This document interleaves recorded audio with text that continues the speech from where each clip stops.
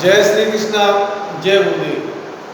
कक्षा 12 के सभी विद्यार्थियों का हार्दिक स्वागत और अभिनंदन है। और आज हम बात करेंगे मौर्य काल के तीसरे महान सम्राट की।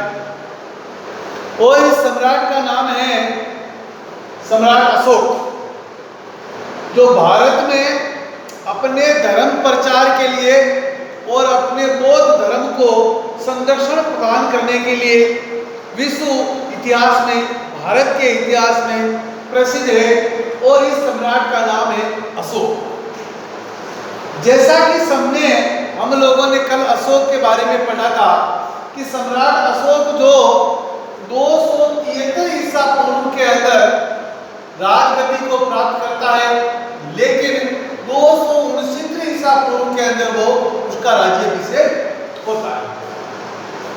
232 में इसकी मृत्यु हो जाती है और इसके बाद अन्य शासक बनते हैं। तो सम्राट अशोक ने अपने राज्याभिषेक के 90 वर्ष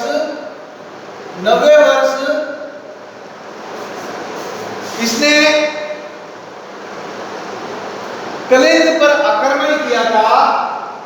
तो कलिंग का जो सम्राट था इस समय नंदराज था, जैसा कि मैंने आप लोगों को कल बताया था। तो सम्राट अशोक जो था जिसने कलिंग पर आक्रमण किया, और इस कलिंग के आक्रमण के साथ ही इसका हृदय परिवर्तन हो जाता है और युद्ध न करने की नीति अपनाता है। और यह प्रतिज्ञा करता है कि अब रणघोष की जगह दमघोष होगा, अब युद्ध की जगह धर्म प्रचार होगा। तो सम्राट अशोक ने अपने इस धर्म के प्रचार के लिए एक धर्म की स्थापना की थी, और उस धर्म का नाम था जिसको हम सम्राट अशोक का धम्म कहते हैं। सम्राट अशोक का धम्म। यह अशोक का धम्म क्या चीज थी या धम्म क्या था? धम्म को हम धर्म कह सकते हैं या इसको अपनी सामान्य भाषा में इसकी एक डेफिनेशन रख सकते हैं, और इस डेफिनेशन का नाम है कि अशोक का जो धर्म था या धम्म था वो था मानव जाति के नैतिक उत्थान के लिए, मानव जाति के नैतिक उत्थान के लिए,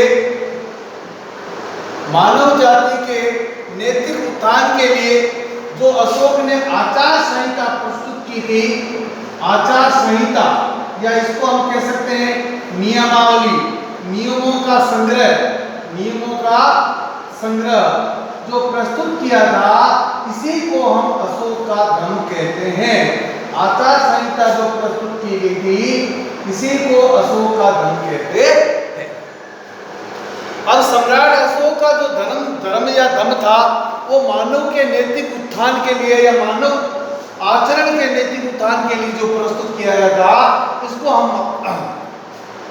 जो है अशोक का धम्म कहते हैं।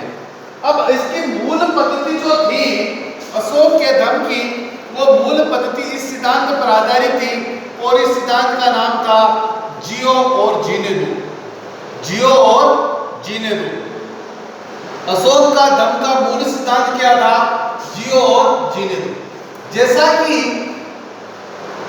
हमारे भारत के प्रधानमंत्री थे लाल बहादुर शास्त्री, जिन्होंने नारा दिया था जय जवान जय किसान, अर्थात यहाँ पर भी कुछ इस प्रकार का है कि हम खुद भी जियो और दूसरों को भी जीने दो।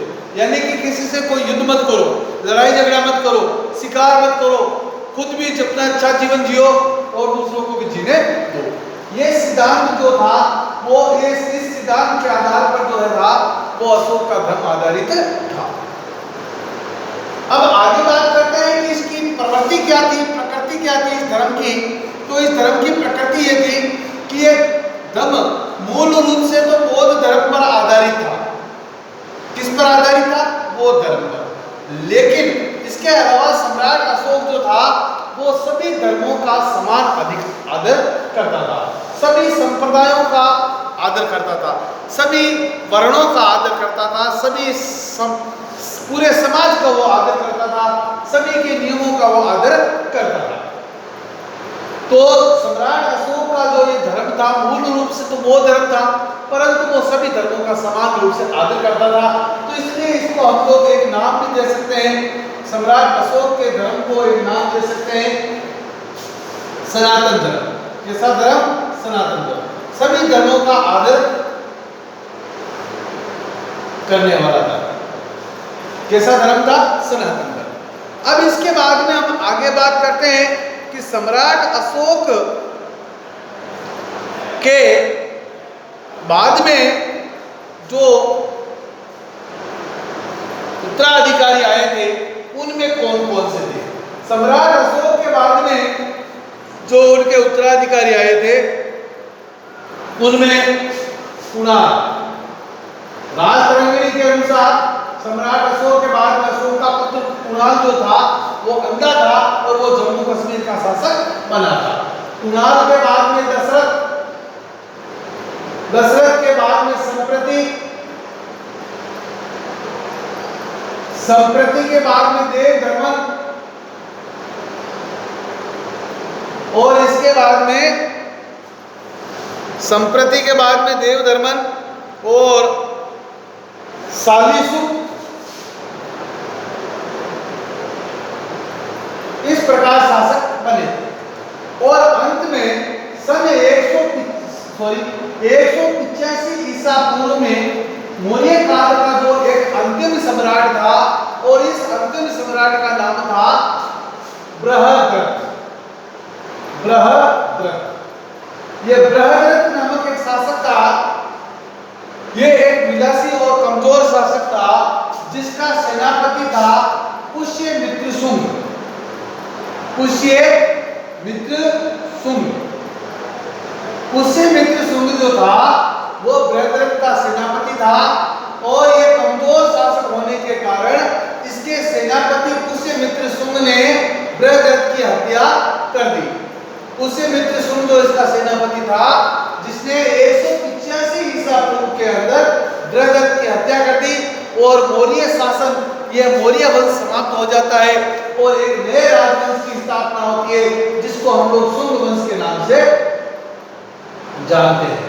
तो अब आपसे पूछा जा सकता है कि मौर्य वंश के बाद में कौन सा शासन आया था, कौन सा राजवंश आया था, तो उसका नाम था शुंग राजवंश। और शुंग राजवंश की स्थापना किसने की थी? पुष्यमित्र शुंग ने की थी। कब की थी? 185 ईसा पूर्व में की थी। किसको मार करके की थी?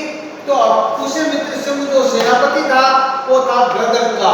तो सेनापति ने अपने शासक बृहद्रथ की हत्या करके शुंग वंश की स्थापना पुष्यमित्र शुंग ने 185 ईसा पूर्व के अंदर की थी।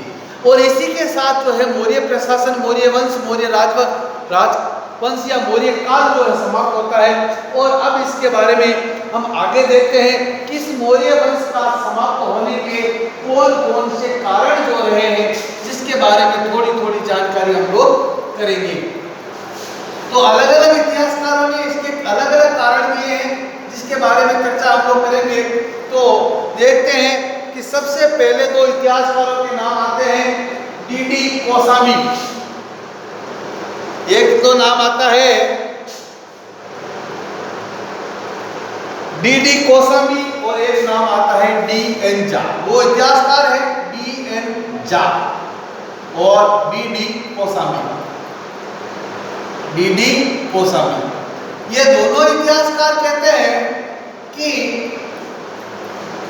मौर्य काल के पतन होने का जो कारण है वो है आर्थिक कारण। कौन सा कारण? आर्थिक कारण या आर्थिक नीतियां। अर्थात मौर्य काल के बाद में, अशोक के बाद में जितने भी शासक आए थे उन शासकों ने अधिक से अधिक लगान लगाया, कठोर आर्थिक नीतियां लागू की और इसी कठोर आर्थिक नीतियों के कारण जो है ये मौर्य वंश जो है समाप्त हो गया। अर्थात प्रजा ने मौर्य शासकों का विरोध करना प्रारंभ कर दिया। एक तो कारण ये रहता है। दूसरा है, एक इतिहासकार है जिसका नाम है हेमचंद्र राय चौधरी। हेमचंद्र राय चौधरी, हेमचंद्र राय चौधरी जो प्राचीन भारत के इतिहासकार हैं, इन्होंने ये बताया है कि अशोक की शांति प्रियता और अहिंसा की नीति, अहिंसा की जो नीति थी सम्राट अशोक की, इसी अहिंसा की नीति और शांति प्रिय नीति के कारण मौर्य वंश जो है समाप्त हो गया, क्योंकि बौद्ध धर्म के अंदर शांति प्रियता और अहिंसा पर ज्यादा जोर दिया गया और वहाँ के जो सामंत और अन्य जो राजा के सहायक मंत्री वगैरह थे जो इस नीति में विश्वास नहीं करते थे और सम्राट जबरदस्ती ये नीति लागू करना चाहते थे। इस कारण से उस मंत्रिमंडल ने, मंत्रियों ने, शासकों ने, सामंतों ने, सब ने मौर्य शासक का विरोध करना प्रारंभ किया और ये मौर्य काल जो है समाप्त हो गया। इसके बाद में एक और शासक, एक और इतिहासकार आते हैं और इस इतिहासकार का नाम है रोमिला थापर। रोमिला थापर प्राचीन भारत के इतिहास की बहुत बड़ी इतिहासकार है, लेडीज। ये बहुत ही एक उच्च कोटि की इतिहासकार रही है भारत के इतिहास की।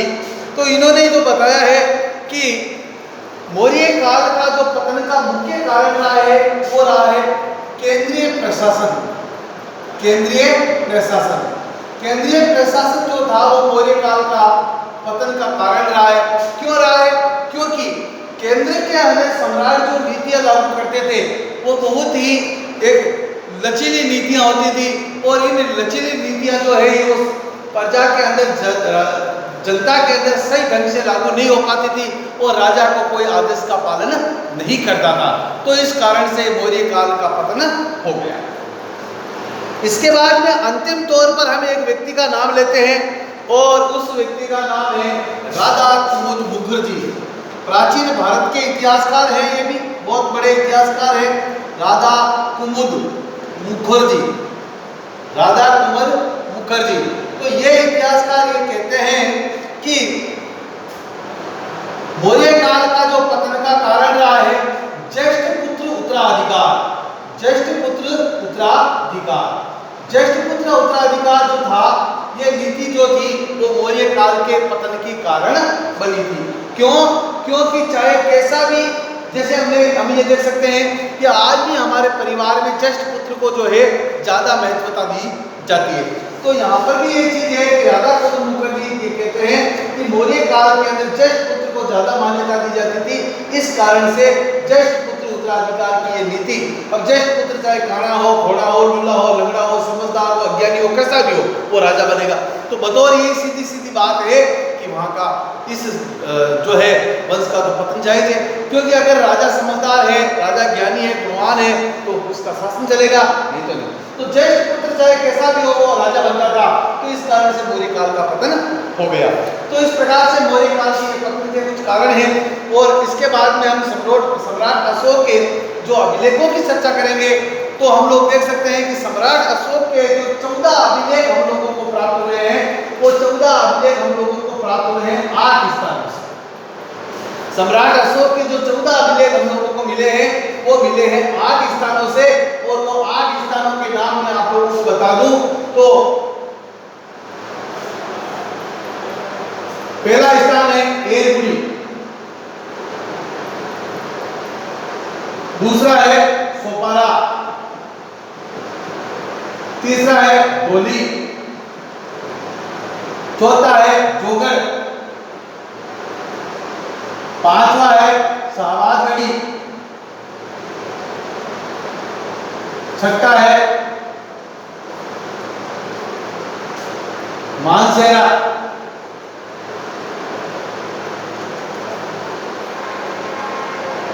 सातवां है कालसी,